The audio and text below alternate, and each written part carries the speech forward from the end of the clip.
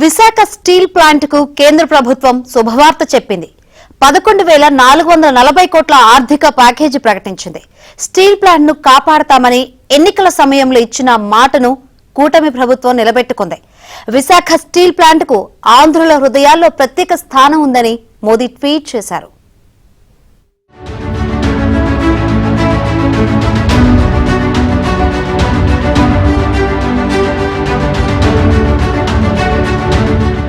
విశాఖ ఉక్కుకు కేంద్ర ప్రభుత్వం కొత్త ఊపిరిలూదింది.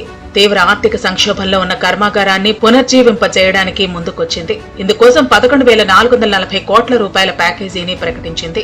ఈ మేరకు కేంద్ర మంత్రి అశ్విని వైష్ణవ్ అధికారిక ప్రకటన విడుదల చేశారు.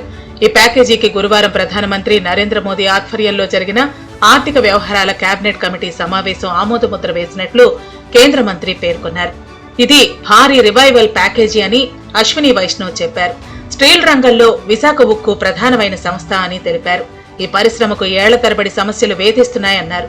త్వరలో 2 బ్లాస్ట్ ఫర్నేస్లు ప్రారంభమవుతాయని, ఆగస్టు నాటికి 3 బ్లాస్ట్ ఫర్నేస్లు అందుబాటులోకి వస్తాయని అశ్విని వైష్ణవ్ చెప్పారు. ఏపీ సీఎం ముఖ్యమంత్రి చంద్రబాబు అధికారం చేపట్టిన రోజు నుంచి విశాఖ ఉక్కుపై ప్రత్యేక దృష్టి సారించారు. ఢిల్లీ వెళ్లిన ప్రతిసారి ప్రధాని మోదీ, ఆర్థిక మంత్రి నిర్మలా సీతారామన్, ఉక్కు శాఖ మంత్రి కుమారస్వామిలతో సమావేశమై కర్మాగారం పునర్జీవంపై చర్చలు జరుపుతూ ఉన్నారు. ఇటీవల ప్రధానిని మరోమారు కలిసి విశాఖ ఉక్కుకు అవసరమైన ఆర్థిక సాయం అందించాలని కోరారు. దీనిపై విభిన్న కోణాల్లో చర్చించిన అనంతరం కేంద్ర ఆర్థిక వ్యవహారాల కేబినెట్ కమిటీ ఈ ప్యాకేజీకి ఆమోదం తెలిపింది.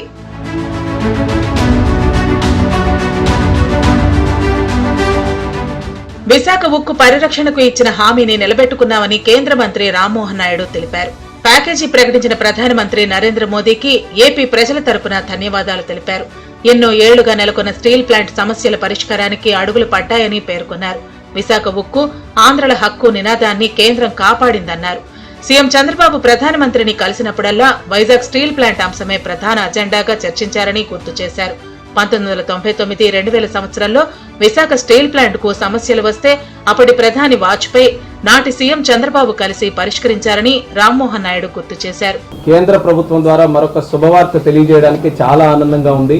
11,440 కోట్ల రూపాయలు విశాఖపట్నం స్టీల్ ప్లాంట్ కి రిలీజ్ చేయడం జరిగిందని ఆనందంగా తెలియజేసుకుంటున్నాను. ప్లాంట్ ని ఖచ్చితంగా నిలబెడతాం అని ఏదైతే మాట ఇచ్చామో ఆ మాటని ఈ రోజు నిలబెట్టుకున్నామని కూడా గత 7 నెలలుగా ఆంధ్రప్రదేశ్ రాష్ట్ర ముఖ్యమంత్రి వర్యులు నారా చంద్రబాబు నాయుడు గారు కూడా ఎప్పటికప్పుడు ప్రధానమంత్రి గారిని కలిసినప్పుడు ఇదే ఒక ప్రధానమైన ఎజెండాగా దీన్ని ప్రస్తావిస్తూ దీనికి సంబంధించి న్యాయం చేయాలని ఎన్నో సందర్భాల్లో కోరడం కూడా జరిగింది. 7.3 మిలియన్ టన్స్ ప్రతి ఏడాది ఆ కెపాసిటీ వరకు కూడా దాన్ని పుష్ చేయాలనే ఆలోచనతో ఈ రోజు క్యాపిటల్ ఇన్ఫ్యూజన్ కూడా చేస్తున్నాం.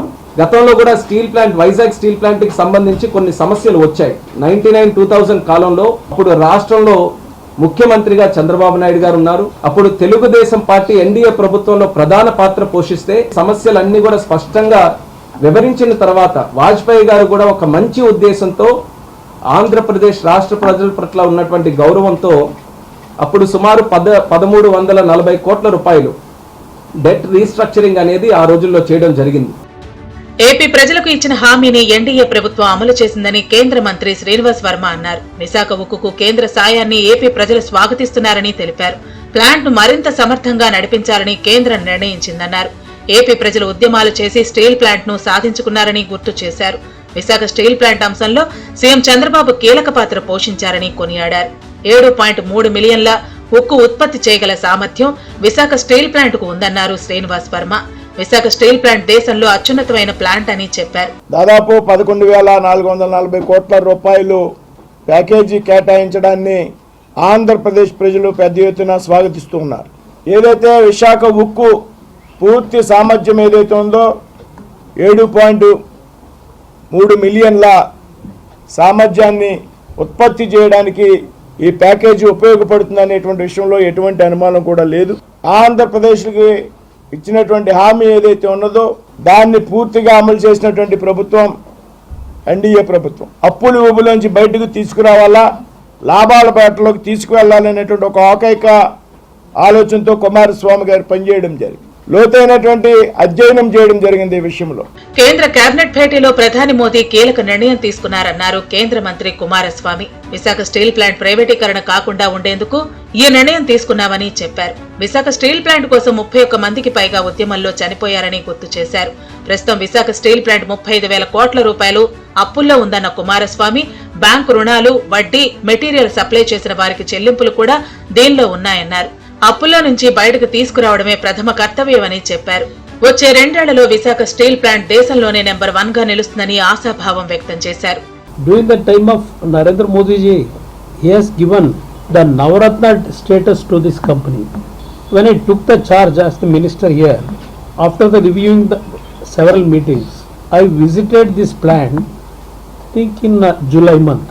I have some confidence that ultimately what the dream I had to revive this RINL plant, the Andhra, our brothers and sisters who have some confidence in me, when I visited that plant, all our union leaders and workers, they are showing the placard, save RINL, save RINL.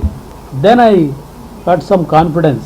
I think Lord Venkateshwara is there, going to successfully show that Visakhapatnam plant will be the number 1 plant in India. Visakha steel plant కు ఆంధ్రుల హృదయాల్లో ప్రత్యేక స్థానం ఉందన్నారు ప్రధాని Modi. Visakha ఉక్కుకు equity మద్దతును అందించాలని cabinet భేటీలో నిర్ణయం తీసుకున్నామని ట్వీట్ చేశారు.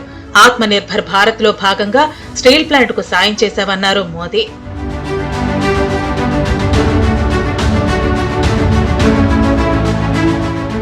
విశాఖ స్టీల్ ప్లాంట్ కు కేంద్రం భారీ ప్యాకేజీ ప్రకటించడంపై ఉద్యోగులు హర్షం వ్యక్తం చేస్తున్నారు. ఈ సందర్భంగా ప్రధాని మంత్రి మోదీ, ఏపీ సీఎం చంద్రబాబు, కేంద్ర మంత్రి కుమారస్వామికి స్టీల్ ప్లాంట్ ఉద్యోగులు, విశాఖవాసులు కృతజ్ఞతలు తెలిపారు.